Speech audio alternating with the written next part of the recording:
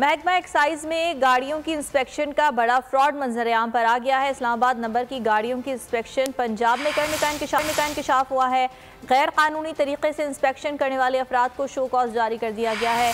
Islamabad number plate गाड़ियों की पंजाब में इंस्पेक्शन का मुरासला बोल न्यूज़ पर डीजी एक्साइज की नाराजगी का इजहार, वाक़े की इंक्वायरी का हुक्म भी दे दिया गया है। जाफर बिन यार मजीद इस बारे में बताएंगे। जी जाफर, बताइएगा।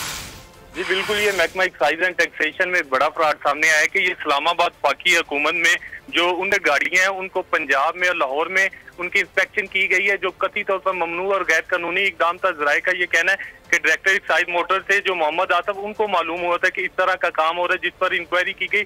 और इंस्पेक्टर से जो डिफेंस ऑफ लाहौर में तैनात है गुलाम महीउद्दीन, उनके बारे में मालूम हुआ है कि जो इस्लामाबाद की बेशतर गाड़ियां हैं वो पंजाब, लाहौर, गुजरांवाला, सियालकोट के जिला में उनकी इंस्पेक्शन की गई है। और ये बाकायदा तौर पर जो मरासला जारी हुआ है, जो बोल न्यूज ने हासिल कर लिया, उसमें लिखा हुआ है फी गाड़ी तकरीबन 20,000 रुपए लिए गए हैं। इस तरह ये सैकड़ों गाड़ियों की इंस्पेक्शन जो है पंजाब में, लाहौर में की जाती रही है। और इस पर डायरेक्टर जनरल एक्साइज उनको भी ये पता चल चुका और उन्होंने मजीद जो इसके मामले की तफसीली इंक्वायरी करने का हुक्म दे दिया। दूसरी तरफ जो गुलाम महीउद्दीन इंस्पेक्टर है, उसको शो का नोटिस जारी हो गया और उससे जवाब तलब कर लिया गया कि अगर वो जवाब नहीं देता तो उसके खिलाफ जो है पीटा के तहत कार्रवाई अमल में लाई जाएगी। जी ठीक है, अपडेट करने के लिए बहुत शुक्रिया जाफर।